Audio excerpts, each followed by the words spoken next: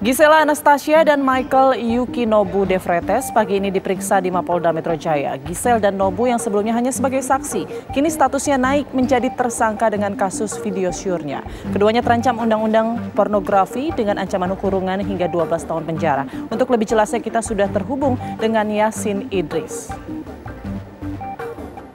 Halo Yasin, apakah sudah berlangsung pemeriksaan Gisela Anastasia dan Michael Yukinobu De Vretes di sana yang dijadwalkan pukul 10 pagi tadi?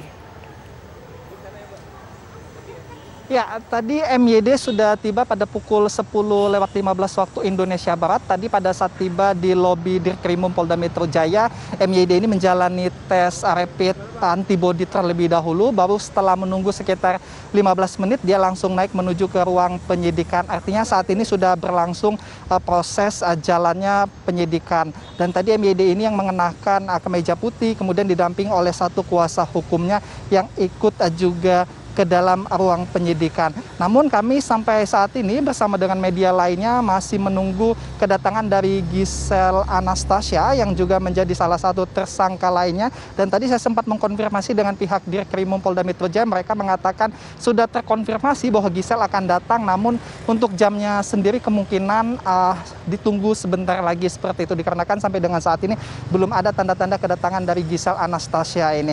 Nah, keduanya sendiri dijadwalkan akan menjalani pemeriksaan hari ini. Belum tahu apakah nanti akan ditahan atau tidak. Namun berdasarkan informasi dari Humas Polda Metro Jaya, jikalaupun akan ada penahanan, maka hasilnya itu bisa dipertimbangkan setelah proses penyidikan ini selesai, sehingga nantinya dapat mempertimbangkan beberapa faktor. Jika nantinya ditahan, maka Gisel akan mendapatkan prosedur, yaitu pendampingan baik untuk anaknya maupun dirinya sendiri, mengingat Gisel sendiri mempunyai anak yang masih berusia kecil.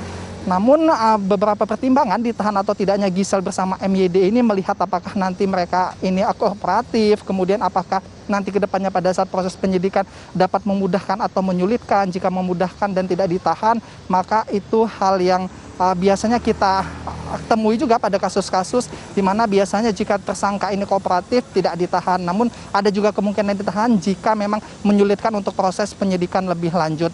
Sementara itu untuk penyebar video pada tanggal 7 November lalu, saat ini sudah proses ditahan, kemudian kasusnya sudah sampai dengan P19, artinya berkasnya sudah masuk di kejaksaan, namun dikembalikan lagi kepada penyidik untuk meminta dilengkapi, di mana kedua ini adalah inisial MM dan PP yang merupakan penyebar video tersebut dengan tujuan untuk mendapatkan followers yang lebih banyak. Sementara untuk penyebar pertama saat ini masih dilakukan pencarian dan belum ditangkap oleh penyidik ataupun pihak kepolisian Polda Metro Jaya ini. Sementara itu, Putri. Kemudian apakah sudah ada informasi nanti pemeriksaan berlangsung berapa lama dan ada berapa pertanyaan yang akan dilontarkan pihak kepolisian kepada kedua tersangka, Yasin? Baik, tadi untuk pertanyaan berapanya belum diketahui juga berapa jumlahnya. Namun biasanya kalau kita lihat untuk kasus-kasus seperti ini, apalagi melibatkan public figure, kemudian kasusnya juga sempat viral, biasanya ini lumayan panjang, bahkan bisa sampai sore jika kita berkaca pada kasus-kasus sebelumnya. Apalagi ada dua tersangka yang akan menjalani pemeriksaan pada hari ini, di mana keduanya ini nantinya akan dikonfrontir, mengingat keduanya sudah mengakui bahwa video tersebut dibuat atas kesepakatan berdua, atas persetujuan kedua, namun untuk kebutuhan pribadi, namun tersebar dengan hilangnya handphone Gisel Anastasia ini, Putri. Iya, Yasin, mungkin bisa dijelaskan, Gisel mengakui bahwa itu dirinya, kemudian dia mengakui itu disimpan untuk kebutuhan pribadinya, lalu kemudian tersebar. Apa pertimbangan penyidik sehingga akhirnya Gisel dan MYD ditetapkan sebagai tersangka? Baik, pada Senin lalu sudah dilakukan gelar perkara, di mana dalam gelar perkara ini melibatkan beberapa hasil penyidikan, diantaranya adalah hasil analisis forensik dari tim IT yang menandakan 80% adalah Gisel dalam video tersebut, dan dikuatkan dengan pengakuan Gisel sendiri bahwa memang dirinya yang ada di dalam video tersebut.